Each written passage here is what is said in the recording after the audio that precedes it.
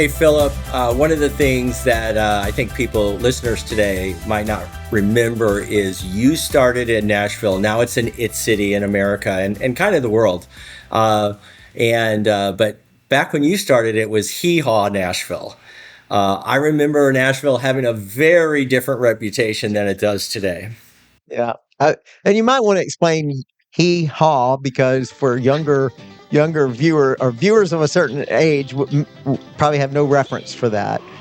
But hee haw was a variety show that used to air from Nashville, kind of connected with the Grand Ole Opry, a lot of country music and slapstick comedy, and it was kind of corny, I guess. Yes, lowbrow. They were Lowbrow. proud to be lowbrow. Yeah, yeah. And so that was, yeah, when I moved to Nashville and when I started my career, that's the Nashville that I lived in and the Nashville I started my business in. It was a different city then than it is today. Just amazing the transformation that's happened in the last 20, 30 years. But yeah. I think the reason I bring that up is sometimes it's easy to say, well, of course, he was in Nashville and there were all these opportunities and so on and so forth. You probably didn't have a lot or you didn't have certain things that we assume everybody has today when you're starting your business. Very true. Very true. As a matter of fact, you kind of hit on a nerve there, Kent, because you said what you didn't have. So many times from the very beginning, when I started the business, and we covered that in episodes 1 and 2, I despaired and had a lack of confidence because of what I didn't have. Okay. And I am a pretty positive person and I project a positive attitude and Yep. can do You do. optimism. But I fought with feeling like there were so many tools that I didn't have that if I did have them, then I would have really been successful, bigger, sooner, faster, everything. So fill us in. Give us a few things you did not have that, looking back, you obviously you were able to overcome them, but we were it was very tangible, very obvious that you did not have these key attributes. Number one, money. There you go. Money. I did not have a lot of money. I had hardly any money when I Okay. first started. But it wasn't just then. It was as I grew the business, I never borrowed money. I never had investors or got any kind of private equity or anything like that or line of credit. So many times, even after I've been in business for a while, I just felt like, man, I'm hamstrung from doing what I want to do because I just don't have the capital. I don't have the money. I would love to hire a big sales team to go out and we could grow this thing really fast. But I would always come back and be like, yeah, if I only had the money. Of And course. so I constantly battled that for years and years and years and years. I can't do this because I don't have the money. So that was number one, the biggie. Okay. Okay. When did you feel like you had the money? How long? How far? Um, Halfway into the business? A year third? 18. Wait, you only made it to 26 years. That so 75% of the way in. Again, nothing against 26 years. That's amazing. But so basically almost 75% of the way you spent the first 75% of your business ownership founding thinking you didn't have enough money. Yes. Now, don't get me wrong. I some of those years I wasn't a pauper. It's not like I didn't Right. have money to live off of it. I was making money. What I'm talking about is money to grow the business the way that I wanted to grow the business. I didn't. There are things I wanted to do that I felt like I could not do because I didn't have the money. The investing part Investing, of it. absolutely. Yeah. Okay. All right. What else did you feel like Philip Hampton does not have this essential quality or characteristic or training? So my background, Kent. Yeah. technical, Tech. computer science, Yep. undergraduate, computer science graduate. I had precious little business training. Hmm. So many, many times from the beginning all the way through, I'm like, Philip, what are you trying to do? You're trying to build a big business here and you have no idea what you're doing because I didn't have the training. And you didn't have the internet when you started in the way we have an internet now. Correct. So it was a lot of trial and error and a lot of doing things the wrong way and backing up and trying another way. And that's just how I did it. But somehow I persevered and somehow, I pushed on. But that plagued me so many times, just feeling like I just wish I wish I had the knowledge. Particularly, I mentioned it in year 18 when we had money to expand in an Right. appreciable way, and I discovered soon after that, well, I could have gotten this money years ago through other means. Now I'm You're thankful I right. didn't. That's another story for another day. Right. However, I just didn't know. I didn't know. I didn't know how all the ways that businesses could get funded and seed funding and Sure. all of that. I just didn't know. And so I felt like I was at a big disadvantage because I'm a tech guy trying to run a business. So, yes. Where's that MBA when you really need it, right? I even considered at some point Okay. going back like to night school weekends and so on. They had an executive program and getting an MBA for that very reason. I just felt like I can't drive this business where it needs to go because I need further training.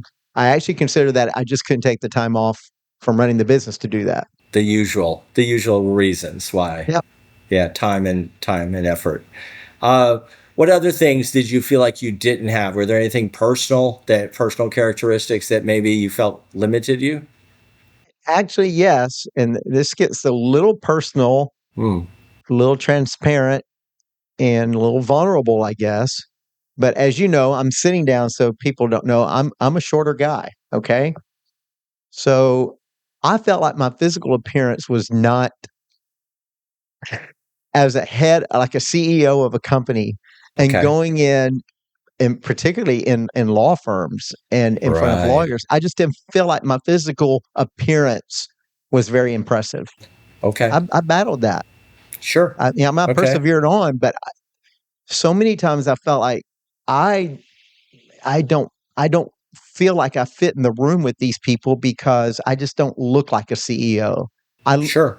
For many years, even to this day, I was I went somewhere the other day. I was at the driving range, the golf driving range, and I went in to get a bucket of balls. And the guy at the cash register, who is probably younger than me, I'm just going Okay. to tell you that. He goes, "Thank you, young man.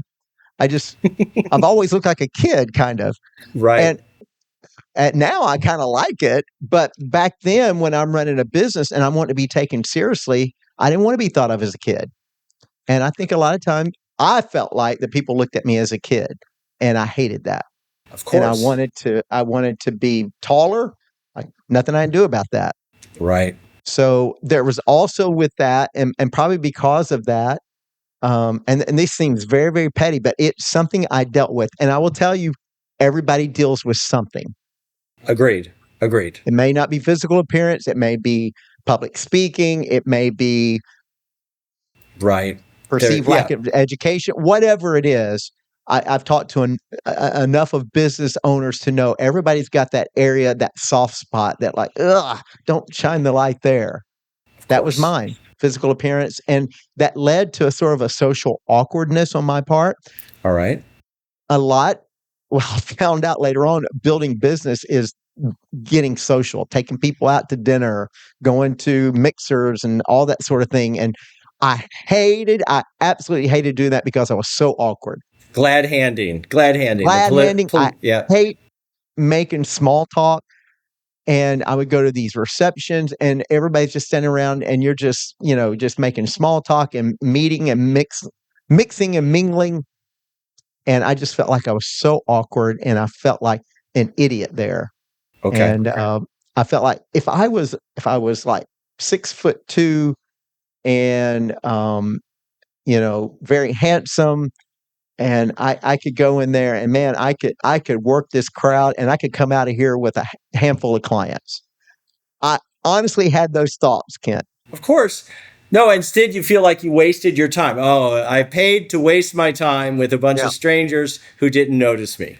Yeah. I know that seems very, very petty, and people that know me will probably hear this and say, "Oh, I can't believe that." But it's true. It is true that those things hampered me in my mind. And then later on, um, actually, I'm a single guy, Okay. never been married. Okay.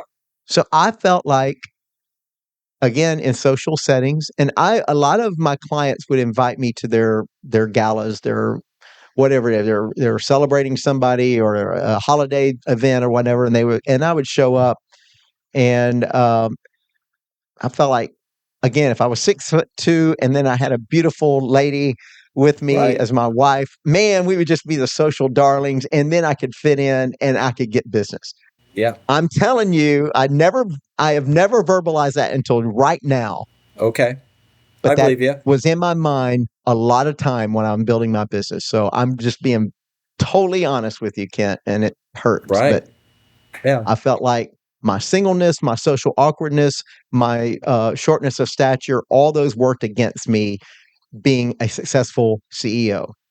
Okay, I get it. And there's been studies, if you're 6 foot or taller, or there's more business, you end up in higher positions, blah, blah, Sure. blah. Yeah. Yes, yeah. So that's in the atmosphere. Yeah. That's for sure. So what did you feel like you did have? Yeah. And that's a good question, Kent, because that's what I had to concentrate on. And any successful business entrepreneur has to focus on what do you have. I'm reminded about the biblical story of Moses in the Old Testament. You know that, Kent, Yeah. who was a very educated man, by the way. The Bible says that he was educated, the best of Egypt, which was a world power at that time. So in terms, he was like a Harvard grad or whatever that we would think Sure. today. And yet he felt like an outcast and separated from society. And then God called him to do a very specific thing, to be a leader. And you remember what his response was. I can't. And he started giving excuses, much like I just gave previously. I can't be a CEO because of this. He goes, I can't lead these people. I'm apparently had some sort of a speech impediment, or at least he thought he did. Maybe he didn't, but he thought he did. And he started telling the Lord all the reasons he couldn't do it. And you know what the Lord's response was? You know the story, but for those that may have not read it recently, the Lord's response is, what do you have Hmm. in your hand? Right. Got this staff. Throw it down. He threw it down, became a snake. It's like, what does that mean? That means God doesn't look at what you don't have. He says, Truth. I put some things in your hand, and that's what I intend for you to use. Don't sit around grubbing about what you don't have. Look and see what you have and then put it to use. And God will use that to fulfill his purpose that he's called you for. And so that's what I had to do. So what did I have? Well, I had good technical know-how. And I recognized that I had additional educational opportunities that were not afforded to other people. And that gave me an advantage. Right. Now, I didn't have a lot of money. I didn't pay for that. I got scholarships. So I was very blessed in that I got scholarships and got a really good technical education. I feel like, you could disagree with me, but I feel like I've got good common sense. I can figure things. That's part of my technical training as well. Right. You present me a problem, I can generally figure it out. I think logically. And you may not think that's an asset, but in running a business, that's a big asset. Just being able to logically work through things. Well, if we do this, then that'll happen. And so that's something I had. Um, I don't know. I say I don't know where I got it, but I have a very strong sense of optimism, and I think I got it from my parents, particularly my dad, who was, you could call him. There could be a tornado whirling outside the door, and you call my dad. And he's like, "That's a great day." He was just so positive all the Right. time, and I kind of inherited that, and so just having a sense of optimism. So I use that. I use that when those other things that I didn't have would tend to weigh me down. I'm like, but you know what? I can do this. Sure. I Okay. can, even though I have what I felt like were disadvantages. Remember, we talked about it on a previous episode. Yeah. It can be done. I always felt like I can do it. I may not do it as fast. I may not look as good as somebody else doing it, but I can do it. Sure. And I also inherited a very strong work ethic. I'm not afraid to roll up my sleeves and work. That was proven in the first 5 years where I just blew through and did everything. I climbed under desks, hooking up computers. I did everything. That's why the first person I fired them because they said I don't make enough to do that around to do that. And I was like, if I can get on the floor and hook up a computer, anybody can. So I just work doesn't scare me, and I have a very strong work ethic. Has that always been the case? The work Yes, ethic yes, from elementary school or whatever, yes, childhood? Is yes, that from because you saw your parents with a strong work ethic? Do you yes, know? Okay. very much so. My parents, both of them. And you would ask my siblings. I have a brother and a sister, and we talk about it to this day.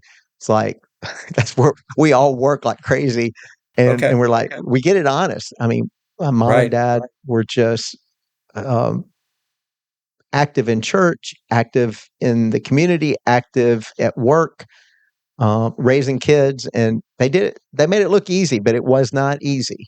And I So know that a was lot of people normal. have that. Yeah, but I just, yeah, we we were we were not a lazy family. Okay. The Hampton Five. Yeah. What about as far as a vision casting or thinking ahead, seeing what your company could be? That Yeah, has to I, be I in would. there somewhere. Yeah, I would say that was something that was innate that I had an ability to project and dream and project where I wanted to go and to cast a vision. I had no problem doing that because I'm a dreamer, and Okay. I dreamed of owning a company even back when I was in junior high school. I dreamed of Okay. being a CEO of a company, and so that that's something I had, and it's something that God used.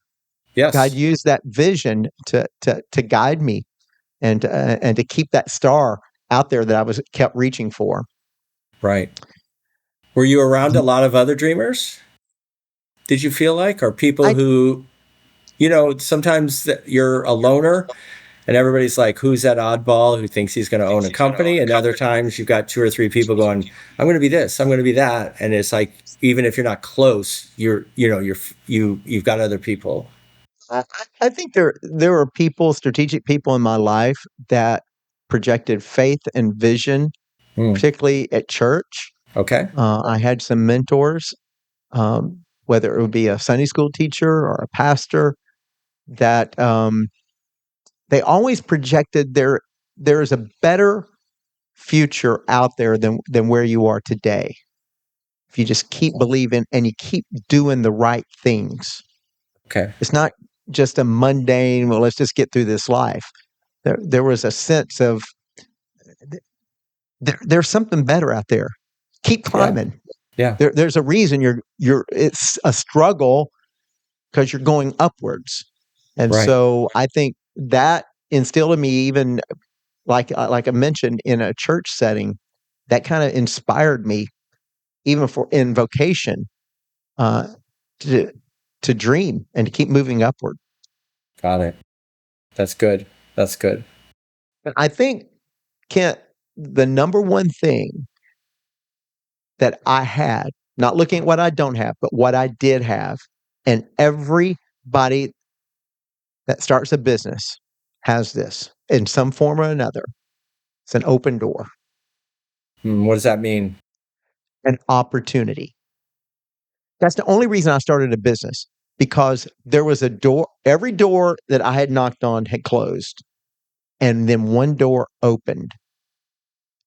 And I walked through that door and made the most of that opportunity. Now, I had no experience, I had no money, I looked like a kid, all those things I didn't have, Yeah. but that open door was there, and I'm like, I don't care. Right. I'm going to walk through that door and I'm going to seize this opportunity and I'm going to make the most of it. I don't know if it's going to mean I make $100 or if it means I'm going to make $1 million. I don't know, but I'm going to wring as much out of this opportunity as I can. And I did that on day one, and I did it continually throughout the course of the business. New doors would come, opportunities would present themselves, and you got to walk through them. You got to take that open door. That's what you do have. And so I never fully, completely dispelled the downer of all the things I didn't have. Of They would come course. back to plague me and make me doubt that I was the one that could do this, even to the point. And at some point, Kent, I'll tell you the story of how I sold the business, that last sort of season of the business. Right. I want to hear that. Yeah. I'll give you a teaser here. We had gotten to the level that we were very profitable, doing very well. And I knew this was the opportunity. I knew this was the season we needed to sell it. I felt it, just knew it. Okay. But I didn't feel like I could do it. Again, all those things came back to me. You're not the guy to do this. Right. No MBA. Yep. I made a mistake. We'll talk about it. Okay. It was not fatal, thank God, and Yeah. God was faithful. But I made a mistake because even at the very end, even after all the success, all the things that God had blessed me, I still doubted that I could take this all the way home. And as such, I made a move that delayed the sale Okay. and cost me some money. All right. That's another story A for another double day. whammy. A double Yeah, whammy. yeah, Ego yeah. and to the checkbook Yeah. or the finances. That's really So great. don't Thank you. concentrate on what you don't have, Kent. Yeah. Everybody's got something that you don't have. Play And to I'm your asking you, strengths. what do you have? Yeah. What do you have? And use that to march forth. And God's not going to call you to do something He has not given you the ample equipment to do it, or either the means to get the equipment to do it. Remember that. That's perfect. Yeah, that's perfect. That's a great place to end. That's my lesson for today. Thank you for sharing that. That's really transparent, and we need to hear that. Thank you for sharing.